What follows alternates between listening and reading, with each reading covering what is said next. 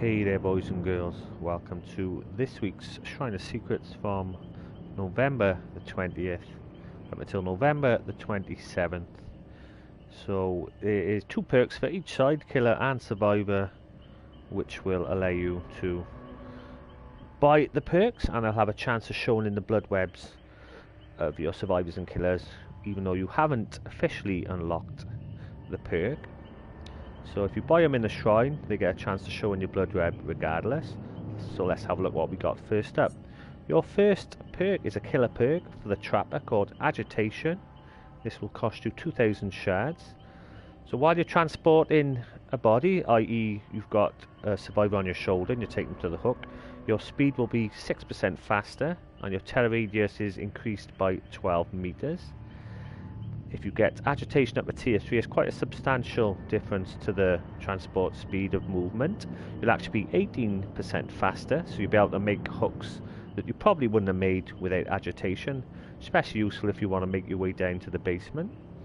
And that's the only difference between tier 1 and tier 3. It goes from 6% movement speed up to 18% movement speed. This is one of my favourite survivor perks. It's called Prove Thyself. It's a Dwight Fairfield perk, and this will cost you 2,000 shards.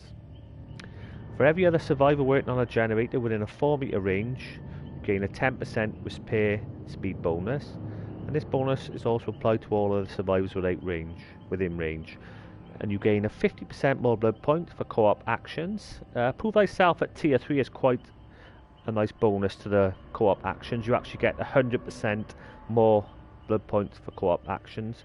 So if you run Prove Thyself with a perk like Bond, where you can see where the survivors are, when you get co-op heals and do a lot of co-op repairing of generators, it does boost your co-op points quite substantially, and it'll give you a couple thousand more blood points per game. So it'll remove the penalty when the bar goes red, when there's more than one person repairing the gen. That will be removed with Prove Thyself, and you'll be able to do generators cooperatively a little bit faster. And your second survivor perk of the week is called Mettle of Man. It's an Ashley J. Williams perk. It will cost you 2,700 shards. A little bit more expensive, this one. After you earn 3 protection hit scoring events, the perk activates. Once it's activated, the next occasion that you would be put into the dying state from the injured state, this is actually ignored. The next time you heal back to full health, your aura will be revealed to the killer when you are further than 12 meters away. The perk will deactivate the next time you're put into the dying state, and this also increases your chances to be the killer's obsession. This has had a bit of a change the last few months, Mettle of Man. It's not as strong as it used to be. The only difference between tier 1 and tier 3 is instead of 12 meters being revealed when you're further than 12 meters, it is actually 16 meters. Your aura will be revealed when you are further than 16 meters. So if you want Mettle of Man, that will cost you 2,700 shards. And last but not least, it's called Beast of Prey. It's a Huntress perk. This will cost you 2,000 shards. Your lust for a kill is so intense that your connection with the entity is momentarily lost, making you totally unpredictable. The red stain that your killer comes out your eyes when you're looking around will disappear after Bloodlust tier 1, and it will stay hidden until you lose Bloodlust.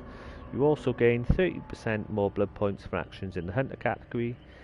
The only difference between tier 1 of Beast of Prey and tier 3 is you will gain 50% more blood points for actions in the Hunter category. It is nice to remove the stain from the killer so you can mind game, especially if you're going through jungle gyms, etc. But there are ways around that. You can turn your character around and walk backwards, and then they won't see your stain, etc. Pan your camera around a bit. But if you do really want to try Beast of Prey and remove a red stain, but bear in mind it stays hidden until you lose Bloodlust. If you break a pallet, that will break your Bloodlust, and then your red stain will be available to be seen again, so bear that in mind. So quick recap of the week. For the killers, we have Agitation, and we also have Beast of Prey. And for the survivors, we have Prove Thyself and Mettle of Man. I would definitely recommend Prove Thyself if you don't have it. It's a nice perk. It will help those generators go a little bit faster when you're working with other people. Out of the survivors, the killers, I wouldn't particularly recommend these two. If you were to buy one, I would say Agitation out of the two. I don't really rate Beast of Prey. If you want to get to the hooks faster, it's useful on slow killers like Hag and Nurse, etc. Then there you go, but I wouldn't particularly say be in a rush to get it. But this week is a pretty poor week, I would say, other than Prove Thyself, which is a good survivor perk. I would say it's not a great week. But there we have it, guys, the Shrine of Secrets from November the 20th till November the 27th. Hope you've had some information, and maybe you will want to buy one or two of these perks. But thanks for tuning in, guys. This is IK to bid you farewell until the next video. Au revoir.